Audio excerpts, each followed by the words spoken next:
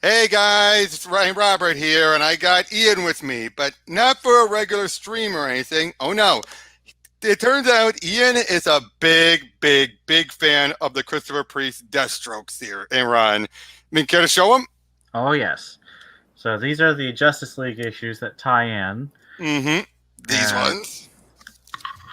and these are the big fat stack of bagged and boarded ones. Yep. And I've got And about 4 or 5 of them signed. oh, that's awesome. That's 4 or 5 more than I do. But yeah, though, it's like we both love this run. And I originally was doing March of Deathstroke about 2 years ago. Never finished it. Didn't even take a chance to do it this year. So I decided, what the heck? I don't know if I'm going to find someone else who's as big into the run as compared to me as Ian is. So I figured one of the two of us do it and just get it all over with. Finish it up. Until Yep. Deathstroke Inc. starts next month. Is it next Oh, month? yeah. I cannot wait for that. I cannot wait for that. But yeah, the Christopher Priest run. Let's start off with, first of all, what, at least according to Priest, led into it. Yeah, like, as we all know about Christopher Priest, he hates being pigeonholed as the Black Writer. He hates it. Where some writers like John Ridley adore it, Priest hates it because it feels like I'm more than that. So when he got the call about writing Deathstroke, what was the first thing he asked? Have you made him black recently? Once they find out no, and probably told him that they made him younger, it was then decided that like, sure, I'm game. Let me make him an old man, probably, is what was one of the next things he said. But yeah, and once we led into it, it was an incredible 50-issue run that was on the verge of cancellation multiple times. And he managed to steal it back from cancellation by wacky crossovers, which is awesome. Yep, not the first crossover. That one was more or less because he was in the Titans group of books, right? For that first one. Yeah, I don't think the first one was for sales per se, but he wanted to do that one. He was frustrated with how it turned out, but he wanted to do it. Even though that's the one, it's funny that you say he's frustrated, but we'll get to it. But that's the one where people say Deathstroke as his most villain suit-ish. I don't know, you know what I mean, with how he was written. Well, I think the reason that Priest was frustrated was because he really wanted to bring the Judas contract into continuity in a way that preserved it without trying to update it. Which unfortunately they did, but we'll get to that. They did not let them do that. Right. So first of all, and before we get into the run itself, much like I did for my own issues, we'll be talking a little bit about the Justice League, Justice Lost story arc, or the people versus the Justice League, and then Justice Lost. And basically, it's now Deathstroke doesn't factor until near the end of it, but throughout it all, the whole idea is that Priest is having it be that the Justice League screwed up in the very first issue of it, and that, in addition to some guy who worked on their satellite, figured out who they are, and he's a psycho Uber fan, it leads into a whole bunch of questions and everything that they have to ask, like, how do we get bounced back from such a major screw up? And what do we do about this guy who knows who we are? We can't just keep him locked up because that's going to raise questions and we're already being looked upon. But at the same time, we lock him, if we put him in a normal prison, he'll squeal. I mean, and of course, we have the introduction, well, not introduction, but the reintroduction of Jazaki, the Red Lion, AKA also known as Evil Black Panther. Yep. I mean, that's pretty much, what he was. He was, the Red Lion, the evil Black Panther, and you could so tell Priest was having a ball right whenever he writes them. It's just like, I mean, he's already adding a lot of Black Panther in the Deathstroke as it is, but to actually have a villainous version, he's been wanting to do that probably for a long time, I bet. To do an evil T'Challa. Yeah. Well, and the thing about Priest is that he hates being called or thought of as the Black Writer, but he always includes very rich and textured Black characters. Oh, yeah, like what he did with not just Black. Also, you've got Rose, who's Hmong, and you've got Joey and Dr. How do you say his name? I know. Vilhane, who's gay or bisexual. Like he's very diverse, but he hates being thought of as just the diverse guy. Mm-hmm. Exactly.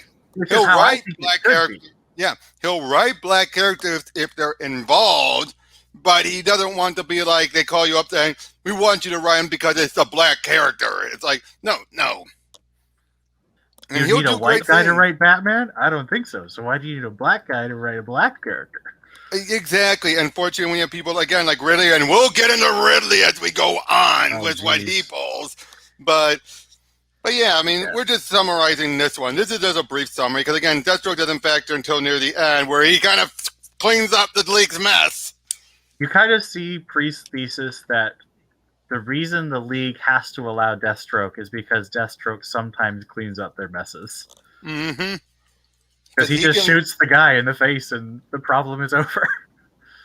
Exactly. Even though some could feel like that might have been a rushed way of wrapping it up, and it probably was. I think Priest probably felt he had a bit longer to do because it did feel a little rushed at the end, didn't it? I don't know. It's tricky because he always knew it was a temporary job. Yeah, but this was when no justice was about to happen. Yeah, but he probably felt he had a little bit more time, I think. I think probably felt he had one or two more issues, but I was like, nope, here. Oh, okay. I don't know. I honestly didn't feel it was too rushed. I did that a little. It wasn't like one of those blatantly obvious rush, but it still felt a little like, you know. Yeah, I guess a little bit. But like, for me, I wasn't actually a big fan of how he wrote Wonder Woman for most of the arc. Yeah. But the last issue so the whole thing sort of it ends in Jizaki's African nation. It's another fake Wakanda. And the Justice League nowhere near the high tech. Nowhere near high tech. Well, he's trying to go realistic. He has the Justice League satellite crash into the desert in that country, and there's a big warlord, like a bunch of tribes that are being hunted by warlords take refuge there. And so the warlords, the Justice is like, we can't leave because the warlords would just slaughter all these people. But we also, this isn't the U.S. and the Red Lion's country doesn't acknowledge the UN sovereignty. So they have nothing but might to enforce their wishes. And so what Wonder Woman does is she makes it her mission for the next several months, probably years, to do random flybys to make sure that no one is making a move against the refugees. Which that's the type of politics I don't mind. A flyby is fine because that way, it's better than showing just brute force where you're saying you will do it. It's like they're not going to take you seriously, but promise that you might pop in and they won't when they least expect it. Yeah, that's more of a case where you're like, Well, and it also felt really good as a Wonder Woman fan because she's protecting refugees, very similar to her status as a diplomat, you know? So even though I was frustrated with a lot of Wonder Woman's characterization, that was such a perfect note of characterization. It was a really great ending for me. It felt like he had to write the other ways with Wonder Woman to get to that point. Yeah. Well, I mean, part of it is that Wonder Woman's continuity has been screwed up except when Rucka was writing. Like, Rucka always figured out what he wanted and made it work, but then all the other writers... And then Robinson had to come in and say, oh, the pre-Rucka stuff is still canon. And her brother is the main character now. Oh my goodness, so angry. Now, to be fair, that felt like he was assigned that task. Oh yes, he was assigned it, but it doesn't make the run any better. Oh, especially with how they wasted the baby Darkseid and they just rushed to make him an adult again. But with the main Deathstroke run, I mean, we open up right away with Deathstroke, trying to find Wintergreen. Yeah, and he's it starts with the introduction of the Red Lion. Like, he's the first client that he's working for when he gets the message that Wintergreen's alive. Now, I can't remember, what was the status of Wintergreen in the New 52? New 52, I believe he was believed dead. I don't think he appeared anywhere beforehand. Yeah, I think that's right. Because the thing about Wintergreen in Priest Run is he basically makes him Alfred. Like, not an evil Alfred. In fact, in the Batman versus Deathstroke crossover, he and Alfred are friends. Wait. According to this, after Flashpoint, Wintergreen was initially reimagined as a black man associate of Slade who had died in the line of duty.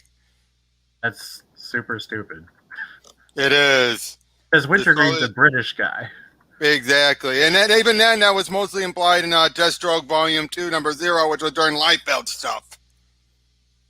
And when did they make Rose white again in the New 52? That was right away during the Titans. But to be fair, I'm pretty sure some of the people involved mistook her for being white, given how she was during the later parts of the pre-Flashpoint Titans. I mean, to be fair, she's half white, and she has white hair, which makes it harder to really portray the race, I think. Exactly, and that's why sometimes it bothers me when they go too far the other way and make them so obviously Asian, to make stereotypical. It was like just an example. Did you ever see Robert Kirkman's Jubilee series he had done that became a mini? Good God, the artwork on there made her so slit eyes and everything. It was like, no! Jubilee was never that blatantly Asian. There's a couple of panels in Chuck Dixon's Outsiders run that are similar to that with Katana, and it's just like, that's really. But it was right there. But at least, thank God, the final issue of that particular story was done by the cover artist who did way better Jubilee.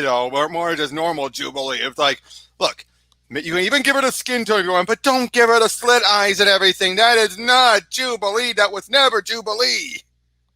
And also, not all Asian people look like that. Exactly. It was just But anyway, back to Deathstroke. Back to Deathstroke. Deathstroke. But yeah, after the Rebirth issue, we go into the first arc, which is the Profession. Right. And the thing is, this is Priest conceived this sort of like around. Yeah, that's the thing. He's chronologically all over the place. He never tells a story in order. But he conceived this series like a prestige TV show, like House or The Sopranos. And it feels that way. And it really has that kind of serious tone, and just really each issue digs into a thematic point and a character arc. Like I say, I love how it opens up right away with the congressman being given an envelope. And as soon as he's all smiles, as soon as he looks at it, walks right off the balcony because it's stuff he doesn't want getting out. I think it's child porn or something for child. No, it's kink. It's just kink. Oh, okay. I thought it was something slightly worse because he goes straight to suicide. No, it's very, very extreme BDSM. Ah, okay. Well, the other interesting thing is his wife becomes senator in a backstory plot, and then Priest kills her off in the Justice League run. Yep, it was like, what the? But again, with Wintergreen, though, I do like, and also that's again, Priest is all over the place. But I love how he makes some characters that you haven't spoken to in a while, like Adeline. I love the opening bit with Adeline. How they're just like, they're fighting because she wants to go back on missions, and he's just like, "Don't blame me for your uterus." Just dialogue like that. You're like, who talks like that? But then you realize, oh right, it's Deathstroke. He talks like that. Yep. Oh man. But again, just stuff like that, and of course how they build up how he builds up with the kids and everything, and makes it a bit more clear now to what. Hold on one sec. I forgot one issue. Oh, okay, go right ahead.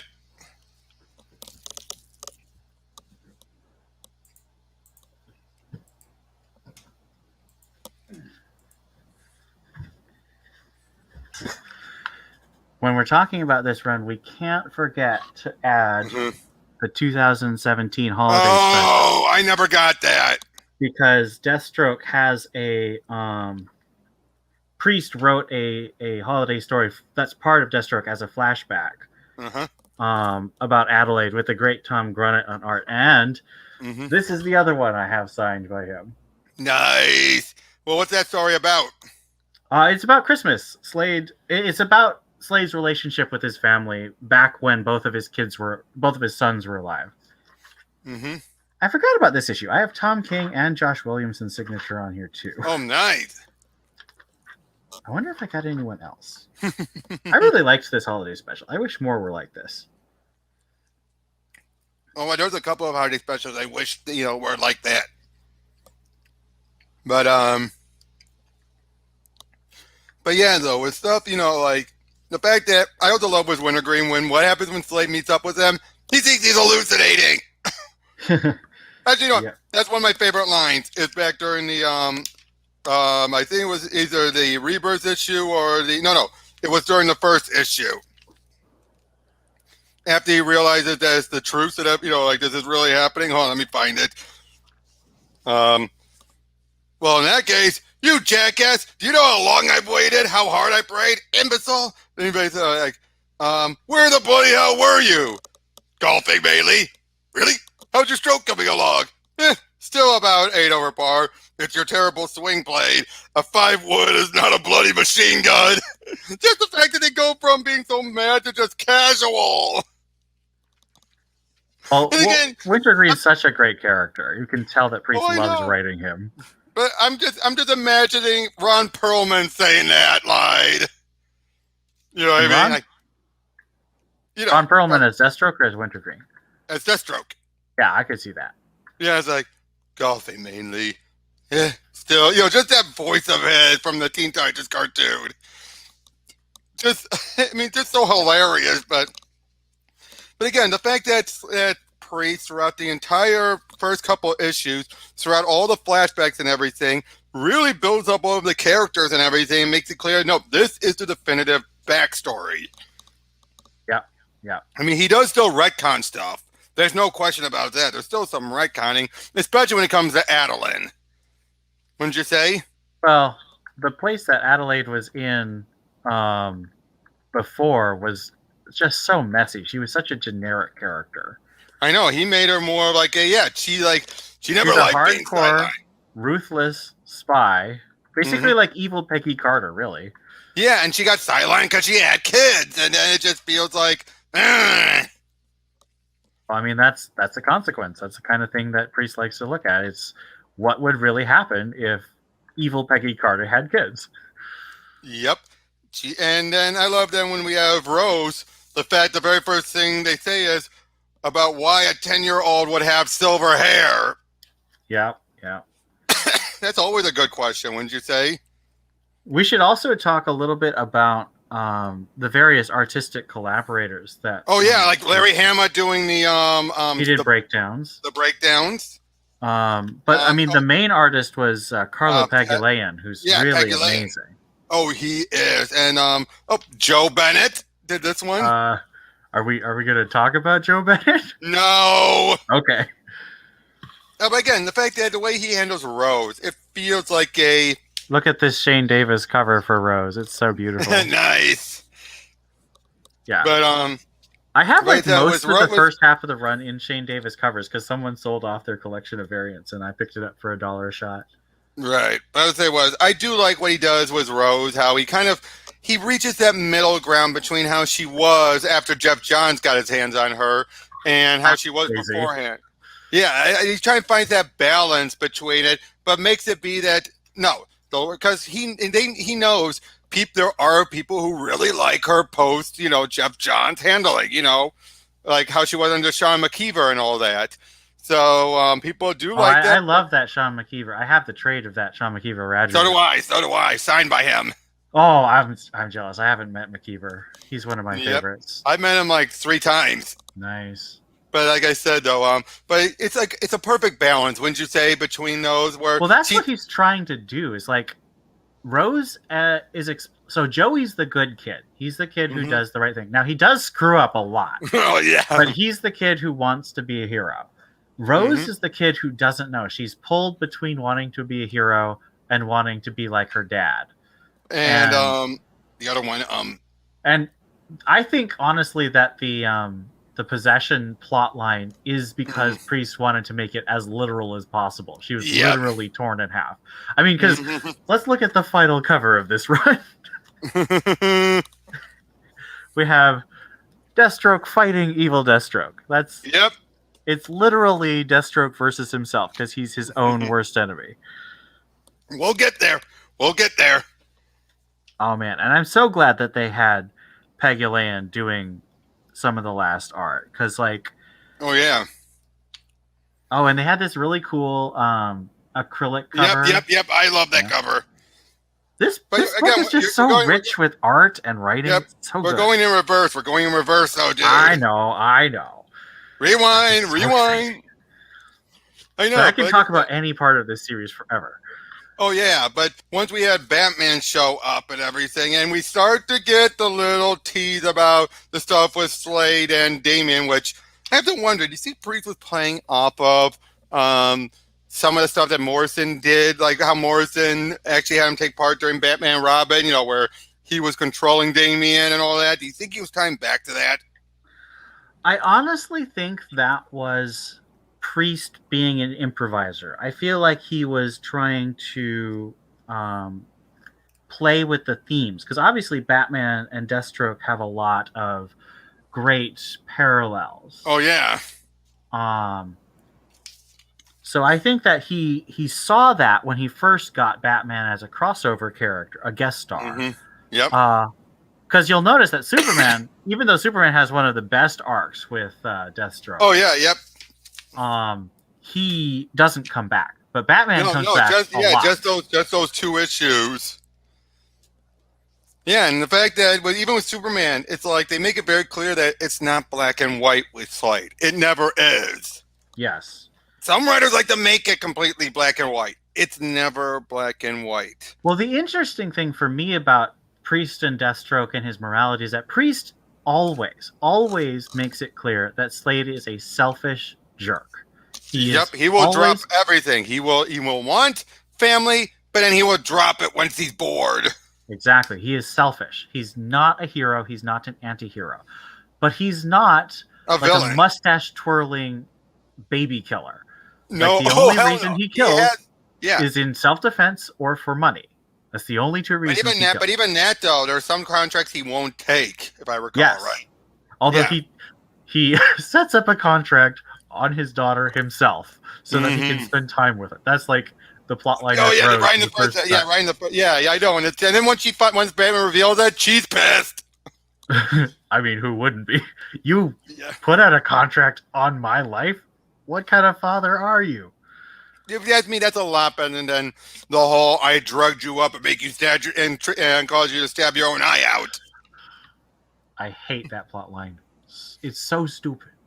It's so dumb. Oh boy, I gotta say the artwork by what's his name, Cary Nord, not the greatest. No, and Nord was on Wonder Woman, and I knew him from Deathstroke, and I'm like, really? That's who we're putting on Wonder Woman? Yeah, but you're looking at this one. I mean, it's just like that face I just gave from her. It's like, yeah. Yeah, but then to find out that Rose wait, Slade set this up with his family? Is there any part of my life he hasn't touched? No, because it's Slade and he's evil Batman.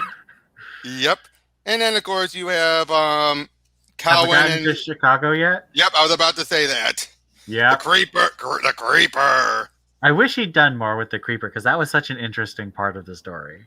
Oh, it was. This story here felt like a very different story. You know what I mean? It just happened to feature, Deathstroke in it.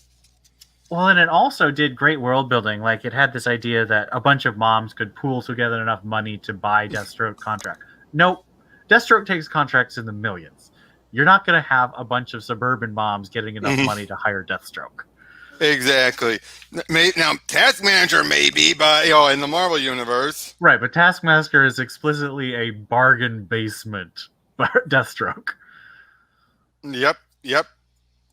But hold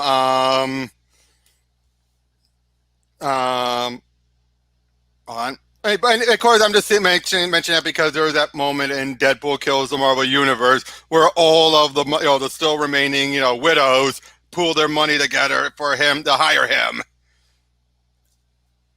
But when we get into the Twilight, that was an interesting arc, wouldn't you say? That's when Deathstroke went blind, and it introduced Tanya Spears, the second Power Girl. Well, it brought her back. Right, but I introduced her to the series. Yep. Interestingly, I don't think Priest actually created almost any characters for this series. No. Except for Red Lion and Red Lion. And Dr. Bill Hain? Mm-hmm. But I mean, the thing is, he just draws from so many characters and uses them so Oh, well. I gotta say that moment though with the dog. I was about to mention that I was like, "You son of a!" that was hard. That was hard, but Especially I when mean, you it's saw perfectly in character. Like because it you were is what watching he the would do. dog, you were watching him with the dog, and right beforehand, the dog helped him out, and he did it then just to make a point to Tanya. Well, he did it because he was starting to love Tanya and he wanted her to run away from him Mm-hmm. because everything he loves is destroyed. Yep. So that means having to kill Usually the by dog. him. Yep. So yeah, I had to kill Roscoe. That was brutal. Yep. But then, boy, was she pissed. And I gotta say, I like Tanya. I wish more was done with her. I didn't like Tanya before because I don't like most Oh of well, the Teen yeah. Titans, but Priest made me love her. Like she's so complex. She is complex. It's like basically the way I look at it is like it's Moon Girl older with growth powers. Would you agree with that? I haven't read enough Moon Girl, so I don't know what her Yeah, powers me neither. I'm just going off of just the similarities. I do think that she was part of that terrible fad type creator character thing. True. Well, no. She was more created initially by Levitz, remember, to just pass the mantle on. Levitz created her when Karen was going off to Earth 2. You do know that, right? When was that? That was around the time of leading into a little bit before Convergence. Okay. Because that was obviously once she left, that led into Earth 2 World's End, which then eventually led into Convergence. Convergence. Yep, but we're not talking about Convergence. But yeah, It is irrelevant, but hilarious. But by the end of it all, you have Slade getting his eyesight back. Well, that's the frustrating thing is you have to read this whole crossover to find out how he got his eyesight back. Yep. Well, before that, though, I was going to mention you also have Jericho and his fiance, and finds out I was screwing your father behind your back. Oh my goodness, that was so like evil but hilarious that you find out that it's like his fiance is a spy and also she's sleeping with his dad. Like, oh my goodness, that's so screwed up. And then because she had no idea about Dr. Icon. Isherwood. Yes. You know what I mean? She had no idea and everything. And then now I forgot, remind me, who killed her? It was Rose under the influence of That's what I thought. Yeah, I did not care for that arc. I'm sorry. And given how that kind of, unfortunately, that fell at the short end of the stick as it went on, I just did not care for it. Because it felt like, so what, you're giving her a thorn personality? I think the problem is that it wasn't quite introduced in a way that I could believe it. Like I do like it, but it is one of the things that I really had to sit with and try and find a way into liking it. I definitely think it wasn't something I'm like, oh yeah, this is the best part of the run. Mm-hmm. And then you have the fact that at the end of the arc, Jericho decks Rose, and then you found later, oh, he damaged her skull. It's like, that's not what it looks like. Yeah, we heard crack, but how many other times have people been punched like that without any damage? Well, that's one of the things that Priest is trying to do. He's trying to write more realistic violence. Yeah, but when we later see her, then she turns out she had a bunch of stitching and everything, and it was like, how hard did he punch her? But then you have the Lazarus contract, which hit or miss. It was a decent arc, but I could see why some people felt like this is where they kind of brought back the Brad Meltzer, Deathstroke, and Villain Sue. Would you agree with that? Sorry, wait, say that again? I said, I could see the issue people had where they felt like they brought back, this was almost Priest tapping into the Brad Meltzer, Deathstroke as a Villain Sue. Where he's able to capture Wally and manipulate Wallace and everything, and then he's able to handle the Speed Force power and all that. I don't know. I mean, because the whole point of the Lazarus contract was to lead into Defiance, the Dark Right. Titan. And I thought that was really cleverly done, having Oh, no, I Deathstroke agree. experience a divine moment while in the Speed Force. Yeah, but at the same time, though, it does come up like he is too perfect at what he's doing. I don't know. I think that the Lazarus contract feels dumbed down. Like, the thing is, like, everything that Priest writes for himself is very contextual and complicated and tangled, and he tries not to say things explicitly. But when he's writing crossovers, he has to say things explicitly because there's a bunch of people who haven't been reading the story so far. Oh, yeah, yeah. And that's very true. That is very true. But, and also, like, I also remember he didn't do the scripting except for the last 2 issues. And I think, but again, I think it's just the idea, some of the ideas felt a little wonky, wouldn't you say? I mean, the idea of him wanting to use it to go back and change history, that makes sense, but it also flies in the face of how, well, he almost could have caused another flashpoint. Why didn't he? I don't think Deathstroke cares if he causes another flashpoint. No, but he should have, is what I'm saying. When the Flash does it, it's going to do a flashpoint event. Well, originally I think Flashpoint was supposed to end with everything going back to normal. It's only I'm saying Williamson would eventually set that up where the reason why Reverse Flash is able to change history is because he does it between moments. Well, I think all real attempts to do time travel in serious ways are goofy, so I'm not. Yeah, really... but again, no. Now the one thing is the time travel thing is also how we explain the split personality for Rose, because it's the sword he brings back from the future and gives to Rose secretly, and that's what causes her to have the second personality. True. And what do you think about how Priest had Damian stop everything by having him stop Wally's heart, and that leaves to Wally getting a pacemaker? Oh man, Wally fans were so angry about that. I was one of them. I'm not a Wally fan, so I don't care. It felt like... I thought it was clever. But you know what one of my favorite moments was?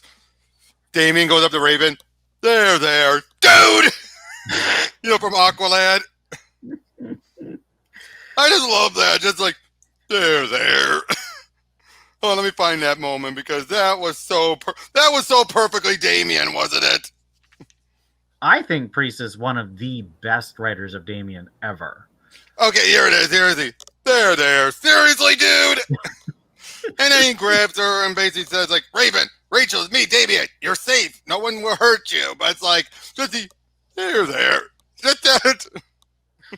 But yeah, he is one of the best people to handle Damian. And yeah, then of course you had the epilogue, which leads into Defiance. But and Rose happened to get married off screen. That was hilarious. Yep. Oh, and we also have Dr. Icon. He is mutated into a not Doomsday. Deathstroke Hulk. That's pretty much what he was, right? Well, he was like a not Doomsday. Yep. And he's wearing Slade's old outfit. Well, he's bursting from the seams of Slade's old outfit. Well, true. But then, of course, this leads into Defiance, which was a clever... And of course... Look at this beautiful cover. It's the Bwahaha era cover. The only thing they're missing is Priest saying you want to make something of it. But of course... it's Ryan Spook doing covers, and it's so beautiful. But we got to talk about Tara. Well, first I want to say, Priest was like, you should use this as the cover for the trade. And DC's like, no, we're stupid. This is going to be the cover. What? They are stupid then. They're so stupid because this is so perfect. Everyone knows what this is, and Ryan Spook do it so well. Yeah, that is the perfect cover. Probably they cut now. To be fair, they probably felt like we might have done too many covers. It's also possible that they might have run into problem. Well, I don't know. They published it. I love how he sticks the new puppy on the head of it. It's just like he's such a manipulative jerk. He is. But and also we kind of make sure Wallace is with Tanya, talking, I mean, it's like, yeah, make sure those are the two who talk because, they, well, yeah, we didn't talk, we should talk a little bit more further Now about we should talk about Tara. Yep, it was Tara. And, okay, let's get out of the way first about, oh, actually, no, right here. Perfect entrance, wouldn't you say? Well, I prefer the entrance where she says, "Hey, Rose, still a virgin." So great.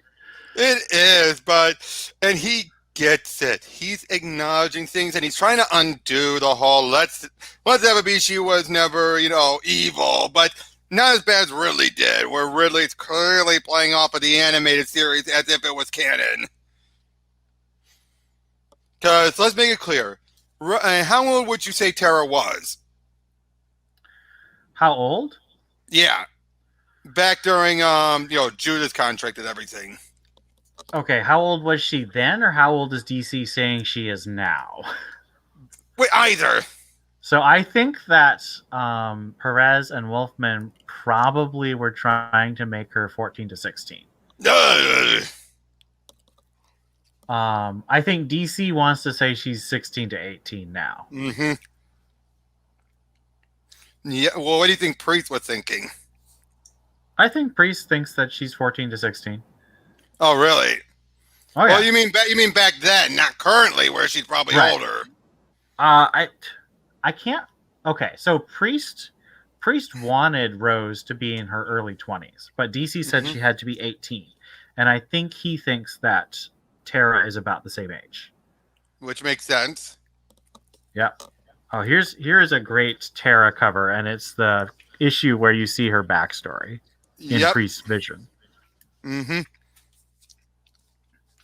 Definitely was this. And again, he fixes so much. Yeah.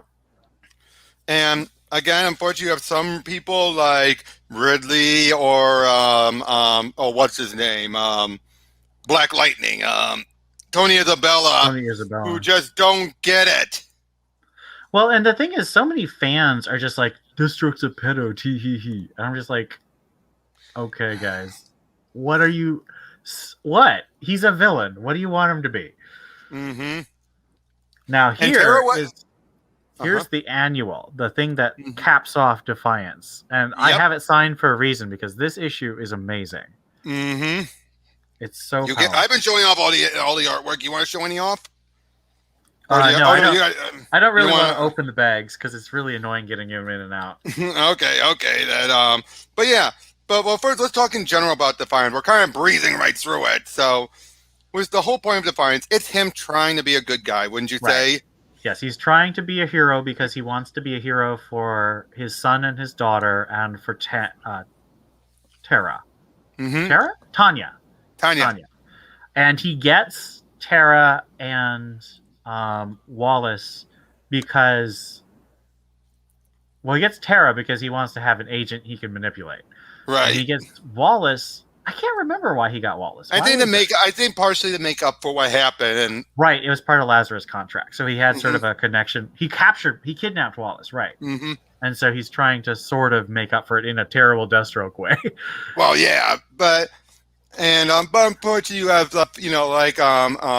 Adeline, who is like, she has her own agenda. Yeah, it's basically, as much as he tries, he's already screwed up so much beforehand. There's people who are not going to let him. Yeah, from the beginning that it can't last. But you applaud the effort. You're like, oh, I wish he could be good, but he's too selfish. I gotta say, I love how Priest did not go with the villainous Dr. Light. He kept the more. But did you see all the memes when that issue came out? Oh my goodness, so many memes. But you know what I mean, though. The fact that they brought him back and they didn't play up the villainous side. No, they kept it where he's still, he's kind of in between. You know what I mean? He's not the full former good guy, but he's more like my life's been screwed up. But yeah, then of course you have the ending of the fact things led up to 25 first. That was the big oversized issue. Yeah. Even though not a whole lot happened in that by comparison. Wouldn't you agree? I mean, Um, compared to other oh, 25th, right. That's the issue where he gets kidnapped by the villains. right? But yeah, like you said, the annual wraps it all up. Yep. And And then you technically, have, Chinatown shuts it all down. Chinatown yes. then wraps it all. That's the Chinatown. wrap up. Chinatown is where Defiance completely is destroyed, and it's Yep. just. And then And bringing back the super hyphen man. I know the Chinese Superman. yeah, I never read yeah. that series, but I have a lot of people who liked it. But yeah, but at the very end of it, though, at the very end of the issue, where is he thrown into? Arkham. Yes, but first we take a little A detour. detour back in time. So this actually takes place during the first arc, and it's Deathstroke versus Batman. And I have the foil version signed because it's so beautiful. Yep, but this was his first way of salvaging sales, and it worked. It worked, so it doubled sales. Yeah, because people are like, and I think because go. people want to know the truth. They want to know is Damien. Let's give the context. So the crossover is not Deathstroke fighting Batman. It is who is Damien's father? Because Talia is like, well, I don't know. I slept with both of you at the same time. Wait a minute, but doesn't that throw in the face of he was genetically engineered? Are you saying that there's a whole implication that he was actually in a tube gestating and everything? Well, I mean that. So the solution to the plot is actually that Deathstroke had a vasectomy a long time ago, so he actually can't have children after he had Rose. Right. But he just doesn't. He likes screwing with Batman, so that's why he just does this for so long. Yep, and they do make it clear in the final issue. Although Priest told me when I met him that he was like, I wanted to make Deathstroke Damien's dad so bad. I heard about that. I've heard him say that before, that he so wanted to do it, and he gets his opportunity later on. In an alternate universe, and it's so great. Yeah, but again... Look at this cover. So I got the variant. The idea. Oh, I gotta say, I love that moment. Yes, the giant penny. You need to update your security. And just the idea about but now it's made clear that Damien, that he figured it out, right? It's been a while since I flipped through it, right? That Batman figured or Damien figured out? No, that Deathstroke figured out about was Batman. Or was or was it one of those cases where it was a happy coincidence and then he didn't put two and two together? I think so. So Priest is like, Deathstroke totally knows, but DC is like, Deathstroke can't know. So Priest basically says Deathstroke is choosing not to know, like Jim Gordon chooses not to know. Yep. Which I gotta say, that's one thing I will always love in Arkham Knight, how it's just so casual how Gordon admits he knows. Yeah. You know what I mean? Because it's like, of course he knows, because you hear Jason calling him Bruce. But they don't draw attention to it. But yeah, but after that arc, and this was a great arc, wouldn't you say? This was a great arc. I really like it. But yeah, then Arkham. This is where we start to get into a bunch of the mini events, wouldn't you call that? Well, it was Priest working really hard to try and make sure everything felt big so people would keep reading or jump on. Yeah. And with this, we had these amazing Tyler Kirkham covers. Like, look at that. Like, that's awesome. But basically the whole idea is that Slade doesn't know which way is which by this point. Well, Slade's his mind has been screwed with really badly. Like, yep. I'm trying to remember who did it. I think it was Icon, wasn't it? Yeah, I think it was Icon who really implanted something in him that really screwed with him. Yep, and then you have Rose dealing with Two-Face. Yep. This is the one where they really pushed the whole stuff with Rose, and what was her alternate, the other persona again? Hmong Princess, I don't remember. Yeah, I would have preferred they went with Thorn just for the heck of it. But Bendis was playing with Thorn. Sort of. No, he was. Yeah, you're right. But then, of course, Terminus Agenda. Well, first I want to show off my by really wacky Dave Johnson covers, which I All had signed right. as well. Nice. They're so psychedelic. They are very 70s. Yes. And then yes, Terminus Agenda. So Yep. I didn't buy all of the issues of Terminus Agenda. Yep. Well, I have them all. Because But the whole idea is I didn't like the Teen Titans part. I would say it's basically Slade coming in and throwing a monkey wrench and everything Damien did. Yes. Well, because David was doing real stupid stuff. If you want to go with what was later revealed, it's because this would have been after the events of City of Bane. Well, they never nailed down that timeline for me. Well, but there's no other point. From once you follow this through, this eventually leads into Lobo and then the stuff with the gins and everything. There's no quiet point. So this has to mean City of Bane happened before this. But that means City of Bane happened way before this. Oh, yeah. But come on. We've seen that type of trying to no-prize continuity issues before where something's happened way ahead of time than they should have. Try and figure out where Snyder's Justice League fits into Tom King's Batman run. I don't have any idea how that's supposed to work. You can't. It doesn't make sense. But by the end of it all, you have Red Arrow killing Slade. Deathstroke is dead. And this time for reals. Oh, and then we have this beautiful David Finch cardstock cover. Mm-hmm.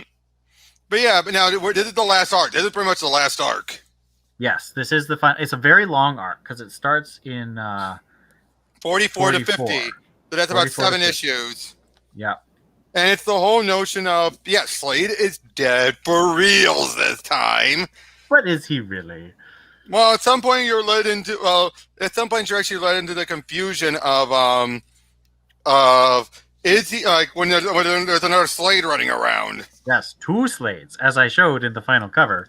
Yep. Slade and what's one of the first things he does is he thinks Raven did something to him. You're like, what? And then he goes for Rose, and I gotta say, we didn't show it earlier, but there's a reoccurring page where you have Slade standing over a couple sleeping. Yeah. If you know that was like a semi-reoccurring, image. Priest constantly had recurring images. Like it was a thing throughout his run. Like the road trip, which he took with Rose in like issue 4. Like he does that with Damian in the Batman versus Deathstroke, and I think he does it one more time later. Mm-hmm. So he's all about reusing the panels to give them new context, and I love now it's that. In 46 is when the other Slade shows up, just right at the doorstep of everything. And you're like, wait, what's with this weird armor he's wearing? And why is his hair so different? You know what I mean?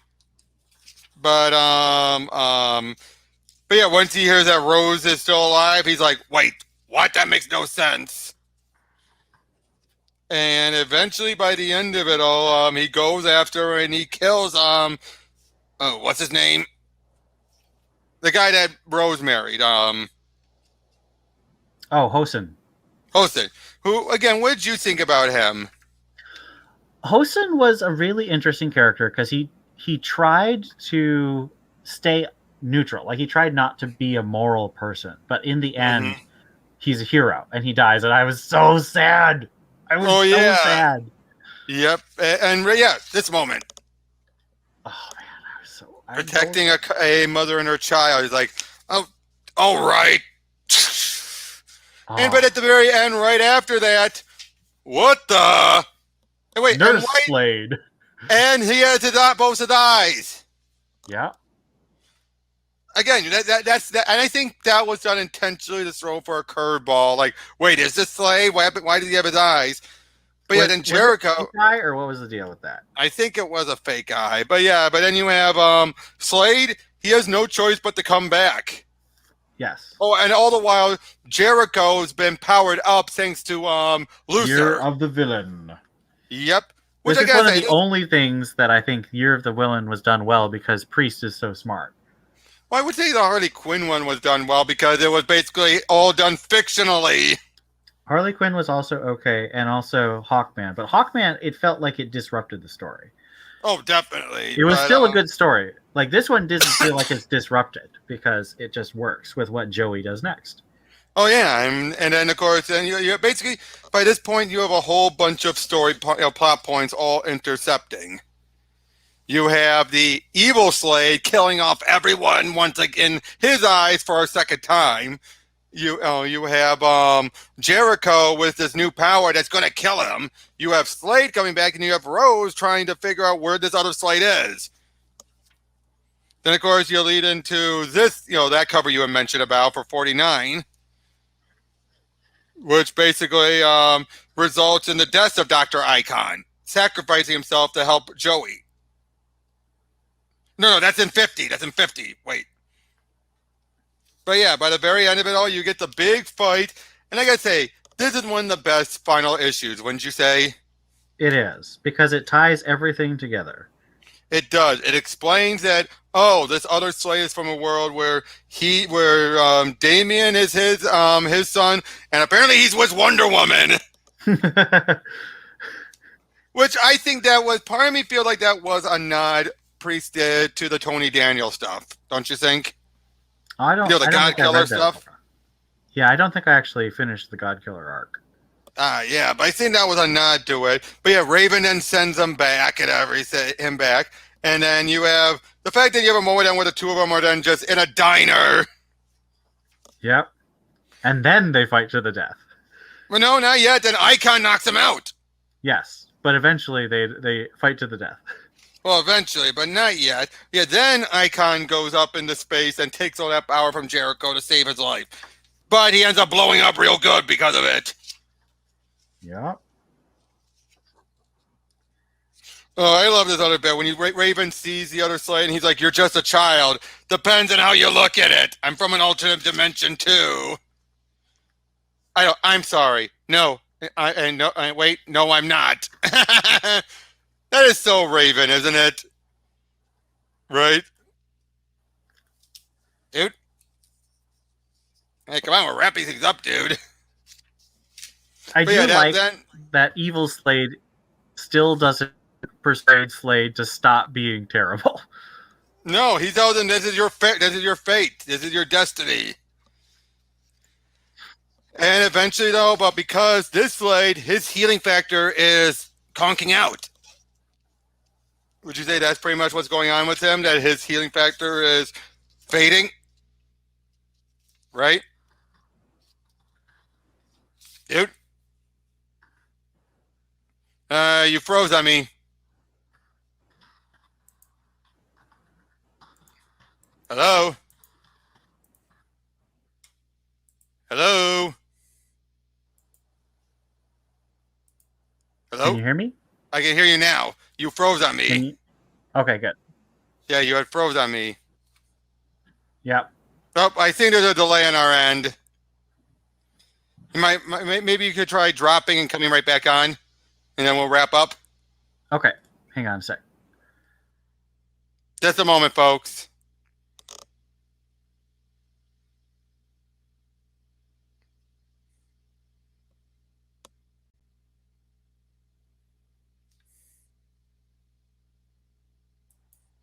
There we go. Yep, like I said, you get to the final fight. If I remember right, Slade hit the old evil Slade. His healing factor was conking out on him, right? Yeah, and I think it was also like giving him cancer, similar to sort of what happened in the Logan movie. Yep, and eventually, yeah, he just keels over dead. And it leads to one of my favorite lines. When Wintergreen falls, it's like a brilliant cover. Never would have thought to find you bandaging skin knees. Please, Wintergreen, not in front of the turkey. I love that line. Priest just does so good dialogue. I know, and then yeah, you have this great family to like they're all ready for was it Christmas or Thanksgiving? I think it's Thanksgiving. Yeah, Christmas Eve. No, Christmas Eve. Oh, okay. Yeah, hands off the bird. 15 minutes per pound. We eat it 1900 hours. And yeah, basically explains everything that he didn't want to come back. He wanted to stay quiet, but then his evil self forced him.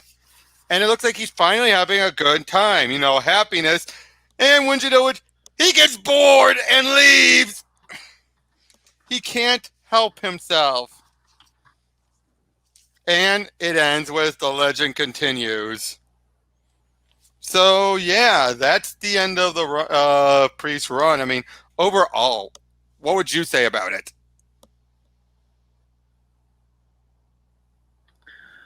I think it's one of the most morally serious and well-written comics, and the art is sometimes inconsistent, but generally it's very strong. For the most part, yes, you are absolutely right. Especially when you have how do you say his name, man? Pagulayan?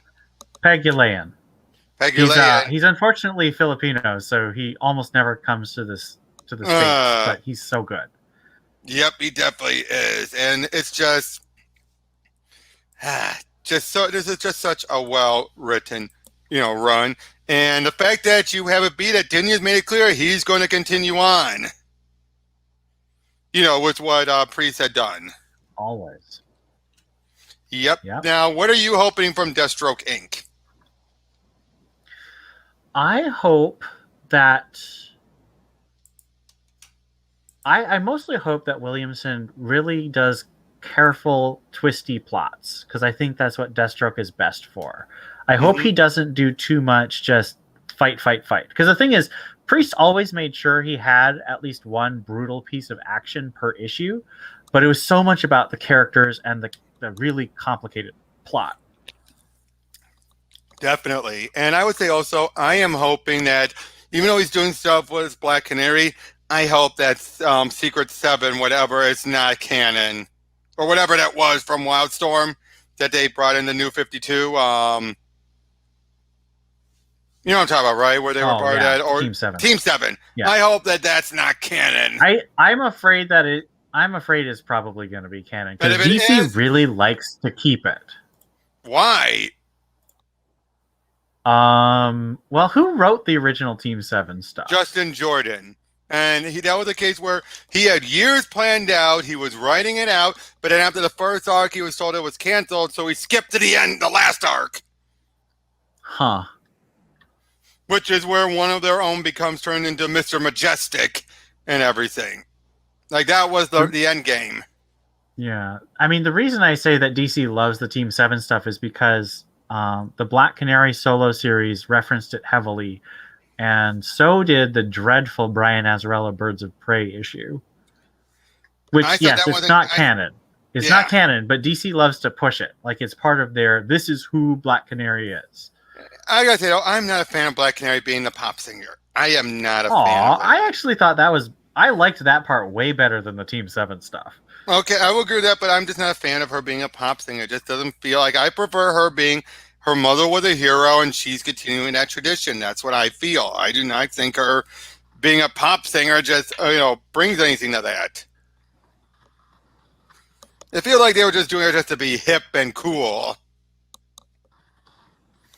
So, yeah, do you think Priest's run is going to go down as one of the all-time classic comic runs? Or do you think, unfortunately, it's going to fall by the wayside and be forgotten?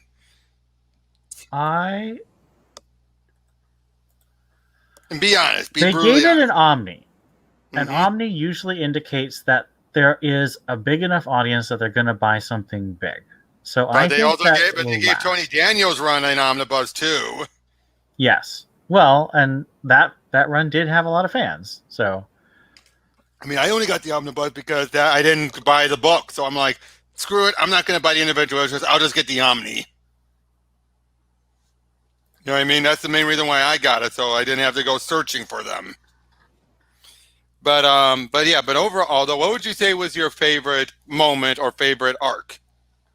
Oh man, there's so many moments that I just love. I would still say Deathstroke versus Batman is still my favorite arc because it's so self-contained. If you want to just get someone into Priest's run, you can just give it to them and saying, try this, and then go to number 1. I think my favorite arc is Defiance, the arc that I picked up the series on, just because it's so philosophical and so theological too. Like Priest actually is a pastor, like a Christian pastor. Oh, I remember that because there was a point where he said he went by a different name, and then when he said if his wife ever divorced him, he would become a priest, and he did both. He became a priest and changed his last name to Priest. Yes, that always cracked me up. By the way, when you ever talk to him, did you ever ask him why did he kill off Ned Leeds? I gotta ask. No. Who's Ned Leeds? Spider-Man? No, I haven't read his Spider-Man stuff. No. It was a one-shot. The Spider-Man versus Wolverine one-shot. Yeah, I haven't read that, so I don't know. That's the one where he killed off Ned.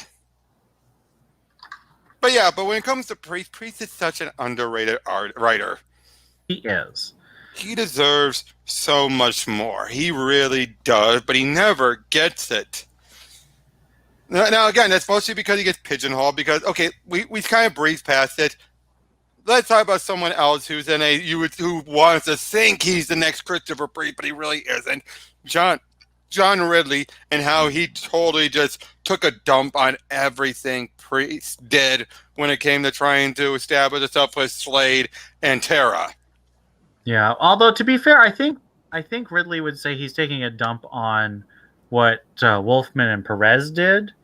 But he didn't realize that he was taking a dump on Priest as well. But I bet you if you told him that, he wouldn't care. Yeah, he doesn't seem like he's very connected to the other DC writers, even though Tynion is working hard to try and include him. Yeah, but I think he doesn't want to, if you ask me. I think he has an ego that tells him he's better than everyone.